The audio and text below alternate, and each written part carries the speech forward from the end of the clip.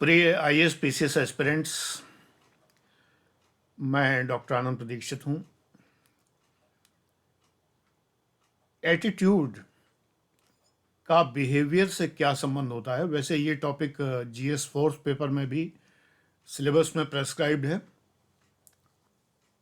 आज मैं बताने जा रहा हूँ कि जो एटीट्यूड है उसका बिहेवियर में कहाँ रिफ्लेक्शन होता है, क्या रिफ्लेक्शन होना चाहिए और क्या नहीं। तो प्रैक्टिकल गाइडेंस भी है आपके लिए इंटरव्यू पर्पज़ से, जीएस फोर पर्पज़ से भी और निबंध के पर्पज़ से भी ये गाइडेंस है आपके लिए। सब्सक्राइब करिए, लाइक करिए, ज़्यादा से ज़्यादा देखिए और दिखाइए ये वीडियो। एटीट्यूड जो है वो जीवन के प्रति दृष्टिकोण है, हमारा ओरिएंटेशन है, हमारी सब्जेक्टिविटी है, व्यक्तिनिष्ठता है, लाइफ के प्रति जो हम सोचते हैं वो है, और ये हमारे व्यवहार में परिलक्षित होता है, दिखाई देता है।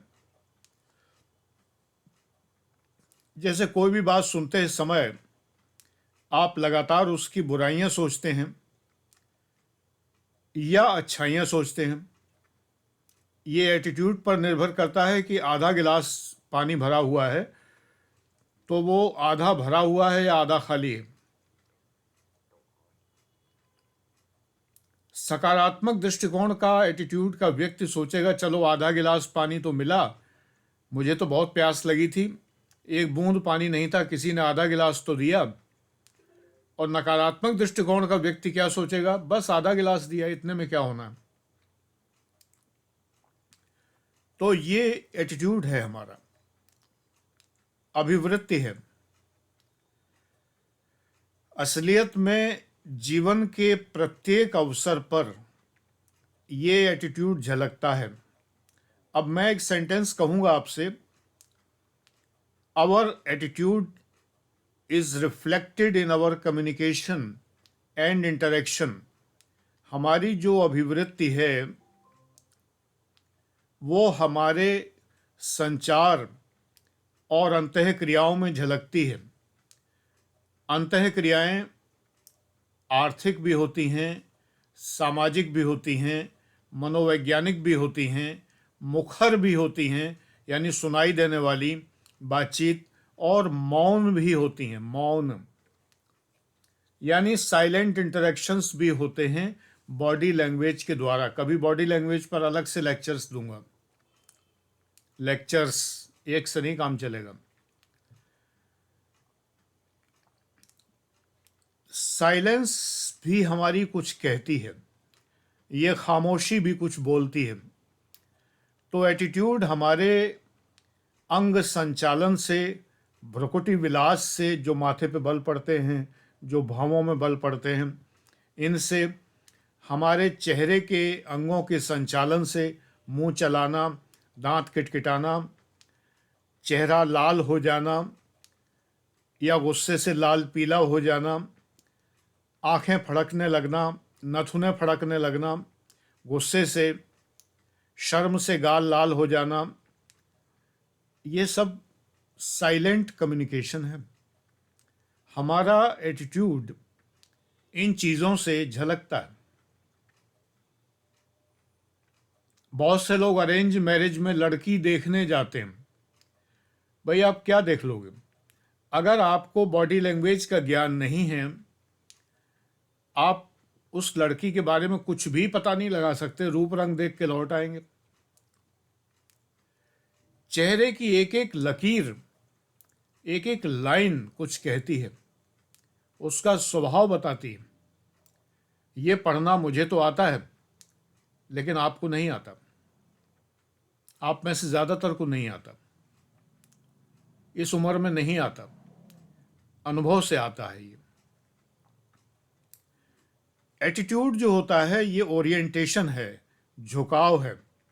एप्टीट्यूड अलग चीज़ है। जीएस फोर्थ पेपर में एप्टीट्यूड की परिभाषा दी हुई है, उसको पढ़ लीजिए। एप्टीट्यूड अलग है, रीजनिंग मैथ्स नहीं होता एप्टीट्यूड। एप्टीट्यूड अलग चीज़ है। एप्टीट्यूड होता है कुछ गुण, कुछ क्षमताएं, कुछ विशेष क्षेत्रों में आपकी क्षमताएं।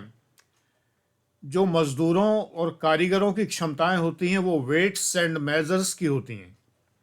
ये चीज़ इतनी, ये कमरा होगा 12 फीट चौड़ा, लंबा होगा 8 फीट चौड़ा होगा, 11 फीट ऊंचा होगा, देख के मिस्त्री जो है, राज मिस्त्री जो है, पता लगा लेगा।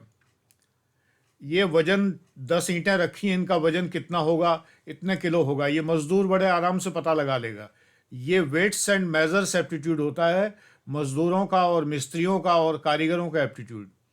रीजनिंग और मैथ्स होता है क्लर्कों का एप्टीट्यूड। और interpersonal skill, communication, decision making, ये सब जो होता है ये ऑफिसर्स का एप्टीट्यूड होता है। तो आईएएस के एग्ज़ाम में ऑफिसर्स एप्टीट्यूड पर प्रश्न आते हैं। रीजनिंग मैथ्स तो इसलिए पूछ देते हैं कि बहुत सारे लोग जिन्हें क्लर्क ही होना चाहिए, इससे ज़्यादा होना भी नहीं चाहिए उन्हें, वो भी एग्ज़ाम देने आ जाते हैं। तो वो अपने टाइप के क्वेश्चन उन्हें मिल जाते हैं रीजनिंग मैथ्स के, और उसी में जूझे रहते हैं और फेल हो जाते हैं। क्योंकि वो प्रश्न इतने होते नहीं हैं कि 28 प्रश्न सही हो जाए। कभी भी कैलकुलेट कर लीजिए किसी भी साल में, रीजनिंग मैथ्स से 28 क्वेश्चन नहीं आते। 28 क्वेश्चन सही होना चाहिए 80 में, तब आप पास होंगे। ये है एप्टीट्यूड। बहरहाल बात यहाँ एटीट्यूड की हो रही है। तो ये एटीट्यूड जो है ये ओरिएंटेशन है, ये झुकाव है, ये गुण नहीं है।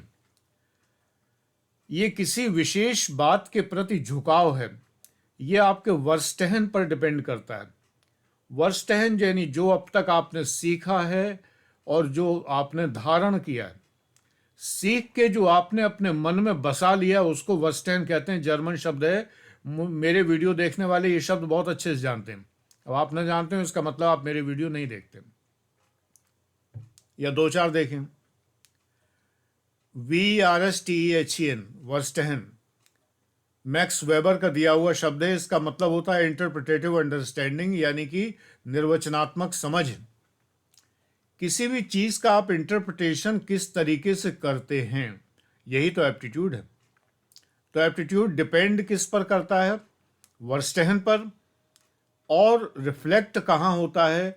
हमारे कम्युनिकेशन में और इंटरेक्शन में। कम्युनिकेशन भी इंटरेक्शन है।